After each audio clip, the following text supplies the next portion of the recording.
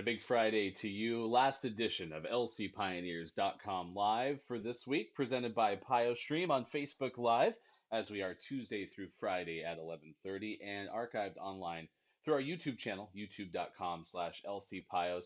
We keep you connected to student athletes, coaches, Lewis and Clark community members, and alumni 4 days a week as we continue now to move into the summer months. And what is the normal off season, even though it's felt kind of odd not having athletics being played on Palatine Hill since the middle part of March because of the coronavirus pandemic. I welcome you in. I am Ryan Goff. I am the play-by-play voice and director of athletic communications for Lewis and Clark. The Pioneers, based out of Portland, Oregon. You can find us in Northwest Oregon, competing in NCAA Division III as part of the Northwest Conference against schools from throughout Northwest Oregon and the state of Washington nationwide against the 430 plus institutions at the NCAA Division III level. And with Lewis and Clark's overseas study program, certainly opportunities for our student athletes to get involved all over the world, and excited to get back to it hopefully sooner than later. Right now, everything that Lewis and Clark is doing is certainly with the intention of being open, everything in person in the fall. But of course, we have a lot to work through to get that accomplished. We are excited to welcome in our guests in a little bit, Raul Millan. He is a former Lewis and Clark dual sport student athlete, competed for the Pioneers football program as well as track and field. In fact, holds several top marks and throws in track and field, including second all time in the hammer. He's now an educator at West Linn High School, which is near Lewis and Clark. In fact, since Raul left, has stayed in the Portland area. So we'll talk to him about that, why Portland was a place he wanted to remain, and also certainly his future as he seeks his administrator credential too. We'll talk to him about that journey in just a little bit. Your questions are welcome in our Facebook comments below. You can also get in touch with us on Twitter and Instagram, our handle in both LC Pioneers, and email us sports@lclark.edu. Before we get to Raul, do want to share some exciting news, including one of our very recently graduated student athletes. She was part of commencement last Saturday. Emily Schmeling of women's tennis was the Paul Barney Award winner. This is a Lewis and Clark Award, and it is something that goes to at least a one-year student athlete who's shown strong uh, athletic accomplishments as well as academic accomplishments, involvement in campus living, and then has a love of life and a sense of humor with strong personal integrity. And that is Emily Schmeling, who won that award. And we're showing you on the Lewis and Clark women's tennis Instagram. You can follow them, LC Pios W10. But Emily, a recently graduated Pioneer from Salem, Oregon. Congratulations to Emily on getting that nomination and the award. In fact, it's worth visiting both of our tennis Instagrams, LC Pios W10 for the women's tennis side, M10 for the men's side, because there have been a whole bunch of accomplishments that the two tennis programs have been able to share recently, including finalists for certain awards, in addition to Emily winning the Paul Barney Award. We talked about this a couple times this week, but want to share again too that you can go to our Instagram page, LC Pioneers, and have a chance to see more about two of our alums, Thor Retzloff and Stein Retzloff. They were part of an Arctic adventure and was featured on outdoor TV through a segment called Area 11. And it's a really neat look into their expedition with photographer Aaron Hogue, and went all over the Arctic, did a lot of skiing, but some really interesting visuals there. I mean, it's just a sea of white snow and how they were able to get up there, kind of the preparation for their adventure, and then even some adversity along the way. I mean, strong winds. At one point, I think they were inside their tent for about 30 hours, but it's a really neat segment. It's only about 11 or so minutes long, and you can access it directly, lcpioneers.com/area 11. That'll take you to the L. Clark page, and big thanks to the folks in our newsroom for featuring Thor and Stein about what they had to the opportunity to explore. I mean, how many people go to the Arctic, and those two had that opportunity. So be sure to check that out too. lcpioneers.com/area 11. And so with all that said, let's bring in our guest for today. He's a former Lewis and Clark student athlete, class of 2014, competed for both football and track and field. He's Raul Millan joining us on lcpioneers.com live. Raul, appreciate you joining us and taking the time to talk to us. Curious, as an educator in the high school system, I was referring to commencement. We had ours last Saturday, you're still a ways away from the finish line as a high school educator. How has it been at that level with the adjustments because of the coronavirus pandemic? Out of all honesty, it's been difficult in its sense. It is nothing compared to being in the classroom. Our last day is predicted to be June 5th. And from then on, the day to day has been not relational. I got into education to best support individuals according to their needs, right? We have our high flyers, we have our middle kiddos within the realm, and then we have our low ballers that might need a little more help and assistance and instant feedback.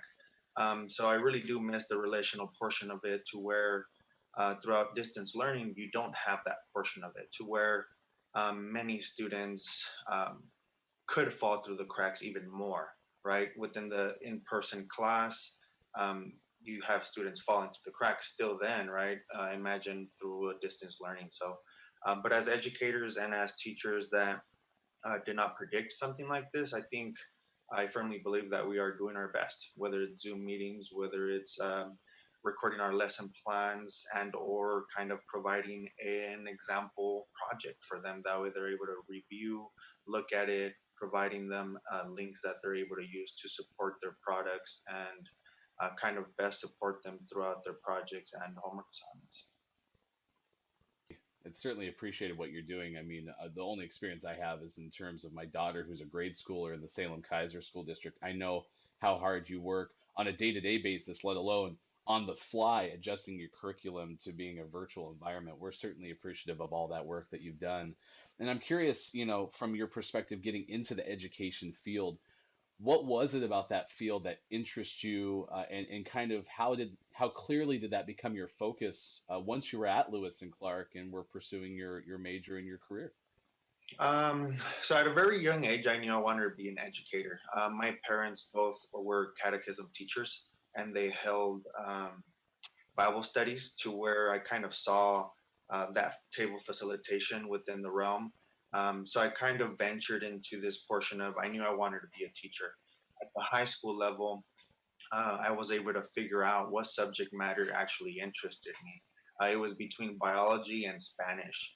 The one thing that I noticed though is that my Spanish teacher took me underneath her wing and she kind of taught me as a teacher, right? She said, "Oh, look at these corrections. How would you introduce this subject matter or this grammatical concept if you needed to?" And kind of put it into my brain the possibilities of me becoming an educator in the future. So Miss Iniguez, thank you very much. Um, but at the same time, as the year finished up and I took the AP Spanish and Spanish for Spanish speakers and moving forward on that, I finally decided my senior year that that's what I was going to strive for. So with Lewis and Clark in the site, I knew that I wanted to be a Spanish teacher, right? If you look at Lewis and Clark's programming, they have Hispanic studies. So I was extremely excited. I went abroad for 6 months to Chile during my spring season, hence why I graduated 2014 instead of 2013. And um, the professors and counselors greatly facilitated me being able to major in my Hispanic Studies program. Yes, I am a Spanish native speaker, but I got into the programming because of my love for literature.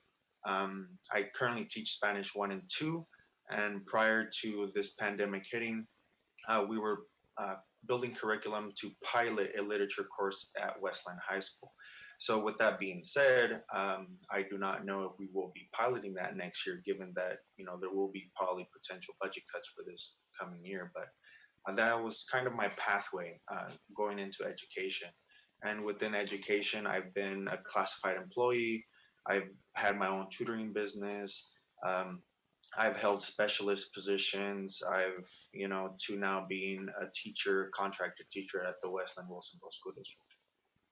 Raul Millan joining us on lcpioneers.com live, class of 2014 graduate, former All Northwest Conference selection in football, and as we mentioned, record book placement. He has his name in three different events, certainly the highest, the Hammer, where he's right behind Jerron Lord from 1985 for second all time.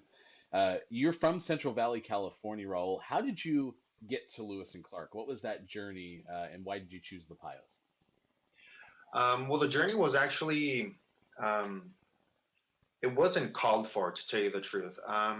So throughout high school, I knew education was a part of my life, right? And my parents, at a young age, they told me that education was my job and my sports was my job as well, starting my sophomore year. And they didn't want me to get the money bug, right?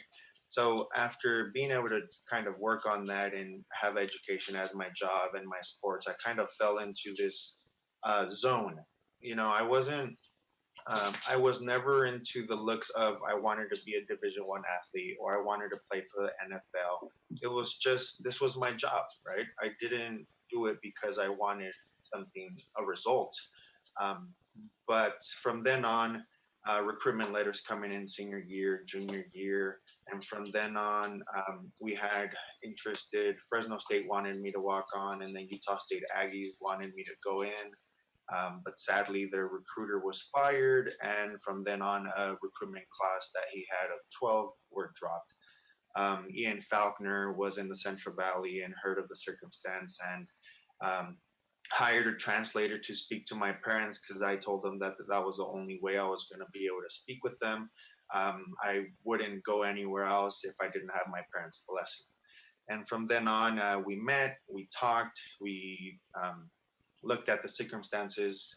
We knew that I wanted to be an educator, and we wanted to confirm that Lewis and Clark had that pathway. The distance was obviously difficult for my family. We had a very close knit family, and they're pretty much all in the Central Valley. So from then on, it kind of was one of those things like, oh my God, this is gonna work. So one of my fellow friends at that time, Michael Pryor, he was also recruited by Ian Faulkner, and from then on, we took a recruiting trip. We hit Willamette and then Lewis and Clark, and we stayed the night at Lewis and Clark because it just felt right, right? But at the same time, we didn't want to leave without staying the night, just to see what was the nightlife like, right? What are the students doing when they're not doing sports or doing homework? Um, After that night, it kind of put things you know on paper, and it kind of set it to where what, this is going to be the place that I'm going to end up being. Um, as an athlete that came from a high school with a losing program or losing seasons, for me, winning wasn't the task, right? I just knew I wanted to work hard and potentially have the possibility to build a program. So I decided to go to Lewis and Clark, and that was the place that I was able to be part of a program that was built cohesively with many other individuals that held themselves to a specific standard that we all agreed upon. And that's how I arrived to Lewis and Clark. Well, and at this stage too, I mean, your team from the football program is the most successful football team in terms of record, a 7-2 season that the Pioneers have had since the early 90s. And that was a marquee moment too, because I was there for the 4-5 season, which is the same record the last Pioneers team finished with last year. And you guys took it to a whole nother level. You were a left tackle, the left tackle for that team. And I'm curious, how did that moment kind of build, because we see the 7-2 record, we see the success on the field, but clearly you were part of the years leading up to that. What kind of drive, willingness to get better did it take for you guys to accomplish that season back in 2011? Yeah, no, and that drive, out of all honesty, started our freshman year. Our class came in. We knew we had a solid class. We also knew that we had a class that was willing to prepare. Right at that point, we did not have Angela Dendas that asked us to come to the weight room. It just happened that we all were driven um, internally to be in the weight room, right? To condition, to prepare. Um, to tell you the truth, every time we came back from summer break, we all came back around 25 pounds stronger or heavier or quicker. And that was one of the things that kind of brought us that success our senior year, our junior year. Um, and then from then on, some of individuals that were key members as well graduated as seniors, and we kind of fell back to that 4-5. But that doesn't mean that we didn't prepare properly, right? We just lost a few key members from our team. But going back to that the willingness to prepare, I think that is key. And many individuals that I briefly talk to and or are part of Facebook here and there, um, a lot of that has transferred over. Their success in the world that we live in now is incredible, to where the characteristics that we build playing on the field and either helping each other and or supporting each other and or providing constructive criticism to each other was huge. And I believe that that firmly transfers into our daily lives and has allowed our success within the realm of life. Raul Millan joining us on lcpioneers.com live. We're Tuesday through Friday at 11:30 on Facebook Live and archived youtube.com/lcpio. So if you ever miss anything, you can always follow up and watch it on our playlist that's posted there. You can always ask questions to lcpioneers.com on Instagram and Twitter and in the comments below. You have stayed in the Portland area, Raul, since you graduated from Lewis and Clark back in 2014. What is it about the Portland area that has kept you here, and was any of that apparent during the time that you were still in college at Lewis and Clark? Well, out of all honesty, I've explored Portland more now than I have when I was in college. In college, college was just busy. Being a double sport athlete, being a full time student, and acknowledging that my spring season of my 2013 year, I would have to be abroad. I had to complete many things. So I was busy. Doesn't mean that I didn't enjoy every other, Friday or, every weekend or whatnot. We did go downtown. We did enjoy. We did, celebrate wins, or, we even celebrated losses because we knew we were going to get them the next time. So I think what kept me around was the possibility of pioneering, right? Pioneering my own road, my own pathway. I'm the first in my family to go out of state to look for education and or a different pathway. I have a godfather that lives in Florida, but I'm the first one that left California to, look for an education, finish my credentials, finish my degree, and my mindset since I, got to Lewis and Clark, I was like, this is a business trip, right? I'm here to get my education and then go back and teach in my general area. Out of all honesty, um, from then on, everything kind of kept like, well, how much am I really supporting my area by going back, right? But at the same time, it's not that there wasn't opportunities in my general area. It's just that it's a small town, right? There's one high school, and the realities of me being able to work at that one high school is probably very minimal, right? So I kind of dug it upon myself to, well, my social network is here. If I go back home, I will lose my social network, and all I have is this paper resume and references that they might believe or might not. And here in the Portland metro area, I've noticed that you say Lewis and Clark, everyone's ears and eyes just pop, and that was amazing for me because at the same time I didn't know what Lewis and Clark meant because I wasn't part of the community. I wasn't part of Beaverton. I wasn't part of Hillsborough, Tualatin. Now I'm part of Oregon City. Um, to where having conversations briefly and saying that I was a double sport athlete at Lewis and Clark, I didn't know what that meant until I graduated, out of all honesty, because I didn't communicate with the community surrounding it. And now you have your master's degree, you've been working at West Linn, and you talked about even the opportunity to develop curriculum and some of those unique things that you've been able to do up until this point. What's ahead for you in terms of where you want to see your profession and your career go? hmm Well, these last couple of years working in education, whether teaching or classified employee and or private tutoring, it has opened. Um, that's one of my pups. I apologize for that. It has opened the reality that I really love being in the classroom, creating relationships with the students. Um, but at times I feel limited, right? And what kind of um, suggested, sorry, girls, what kind of suggested me being involved and or looking into out of the classroom policy making and or just being involved within various realms, whether it's sports, whether it's equity team and how to be building an equitable environment within a school district to best serve all students. At times, as a teacher that is building curriculum and teaching current sections, is very limiting to be able to think of equity when you have this one key job aspect, right? It is very hard to think of policy when you are having to teach a day-to-day class. Think of grades. Think of, well, that's not really a C, that's a C plus, or that's a B plus, etc. So I kind of endeavored into just researching, right? So I spoke with mentors, whether it's at the school level, whether it's at the sports level, and at the same time speaking with my parents, because everything I've acted upon, I always act with their blessing. And from then on, I reached out to where I got my master's, and they do have an educational leadership that will allow me to get my credential in administration, and I will be pursuing that this fall. Well, we wish you the best of luck with that program, and certainly love the insight into what you've been up to. And just, I mean, 6 years removed from college, it either flies by or goes slow. It depends on perspective. But one thing I do know is we're certainly appreciative of how prideful you are in being an alumnus of Lewis and Clark. When you think of that word pride and how much you care about, as you talked about, even going around Portland and having people say, "Oh, double sport athlete, Lewis and Clark." What's that mean to you in terms of your time at Lewis and Clark and being an alumnus?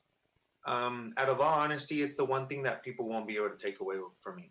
It is, I'm extremely proudful of those moments, of those times of, waking up early morning, getting taped, getting rolled, heat packs, warming up and doing quick starts, being out there, drinking water with ice at, below freezing, and you're still drinking water with ice. Those are moments that will not be taken away from me, and I am extremely proud to be a Lewis and Clark alum and a student athlete. That at the same time, um, those values and those beliefs get transferred over to my students and they hear it. But I also tell them, don't do the mistake of one story. Create your story. It might be similar to mine. It might be Lewis and Clark, but there's many other stories out there. But informing them of my pride of being part of said activities and what Lewis and Clark meant to me. Some of my kiddos have gone to Lewis and Clark because of that sense. Well, we certainly appreciate the time you take today to talk to us, your involvement through our social media and such. We look forward to crossing a road with you down the path again. Raul Millan, thank you so much for joining us on lcpioneers.com live. Yeah, thank you for your time. That was fun. Really good conversation with Roel. Like his passion. I mean, he did a great job of kind of outlining post Lewis and Clark and how he got to where he was and the demands of being a Lewis and Clark student athlete. And both he and Casey Zinn, the office that he's in, she's a women's basketball alumnus. When we were talking before going on the air, he showed me he's got Pioneers jerseys and canvases of Lewis and Clark, and he made it a point to say, "Hey, I didn't put these up just for the interview. This is with us all the time because that's how much it matters to us." So that was a really neat moment for me to see. It's not just something that we get to spend 20 minutes exploring today on the show, but that's just something that he embodies when he has a chance to talk to Lewis and Clark or about Lewis and Clark to other people. So a lot of fun to have him on, and look forward to having more alumni on the show as well in the future weeks, including next week. Not necessarily alumni, but certainly people who make things happen at Lewis and Clark for us. Our head swimming coach, one of the longest tenured members of our coaching staff, Chris Fonts, will join us on Wednesday. Interim Director of Physical Education Athletics, Mark Petrock, is scheduled to join us on Thursday. We did a Facebook video a couple of months ago to kind of just keep everyone updated and in the loop on what's going on with Lewis and Clark Athletics. So we're planning to do that again on Thursday. And then Joseph from Campus Living is planning to join us again. One of the plans for the show, one of the goals is to try to bring in other voices outside of athletics, but from the Lewis and Clark community who have an impact on pioneers, student athletes, as well as the entire student body. So a chance to talk to Joseph about what Campus Living is doing to impact that. And furthermore, a member of student life, just like athletics, too. So, to talk about that department, we'll have Sarah Howard of women's soccer and women's track and field down the road. We also have confirmed that we'll have Peyton Romo, a women's basketball rising junior, who will join us as well in some future shows. We're continuing to work and schedule to bring you this connection, and it's been a lot of fun to do.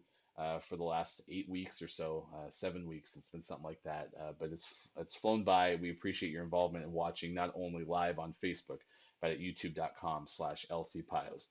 Be sure to go to lcpioneers.com/YLC. You can see other virtual events that our admissions group has going on, whether that's a campus tour or an information session.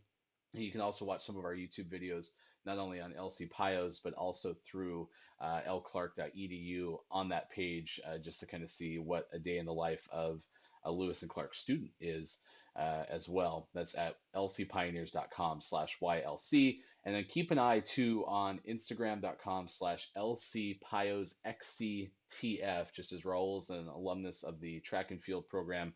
Head cross country coach Matthew Burrow does a nice job. 4 o'clock usually on Fridays, taking you inside a conversation that he's had with a recent athlete, not just at Lewis and Clark, but on the global scale. He's had some really neat conversations with the likes of Dom Scott and such. Those usually happen about 4 o'clock with assistant coach Jeffrey Randall at LC Pios XCTF on Instagram. So until we talk to you next Tuesday at 11:30 for more lcpioneers.com live, I'm Ryan Goff. Thanks for having fun with us. We'll talk to you again soon. Be sure to check out the archives, youtube.com/lcpios. Goodbye, everybody. I'm Casey Jones, and I teach a range of classes: general chemistry, organic chemistry, and also some advanced classes. And I have a research lab that currently I have 4 students working with me as part of the Rogers program. The summer experience is a way to get really deeply involved in the science that is here and be able to start to define what might be what you want to do next. So the brown bag gives our students a chance to explain their research and really show the context and the application of what they're doing to a very broad range of students and faculty. It's interesting to be able to communicate to other scientists what your work is, and it forces you to learn how to talk about your subject so that not only experts in your field can understand it, but others can understand it as well, which I just believe is a good life skill. To talk about your research in a way that anybody can understand it really is a valuable experience, and it's something that you don't get a lot of practice for except in these contexts. Because oftentimes you're giving a presentation to a classroom filled with people who know basically the same things that you do, but in a brown bag, you have to be able to explain and provide motivation for everything that you're working on and why it's important and why it's relevant to be studying.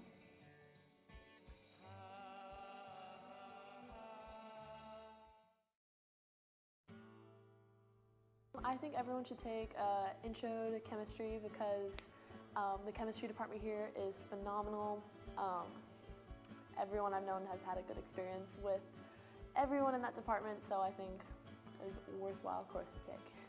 What is one class that everyone should take at Lewis and Clark? I really enjoyed Education in a Complex World. You kind of get to discuss all the issues that exist within education today, and you get to kind of explore that by going to classrooms firsthand and volunteering with children, which I thought was a really wonderful experience. One class that everybody should take at Lewis and Clark is anything with Kundai Chirindo. I think he definitely changed how I thought about rhetoric and media studies and just education in general. For me, it was International Affairs, just Intro to International Affairs, because I think it really gives a good perspective on important issues around the world.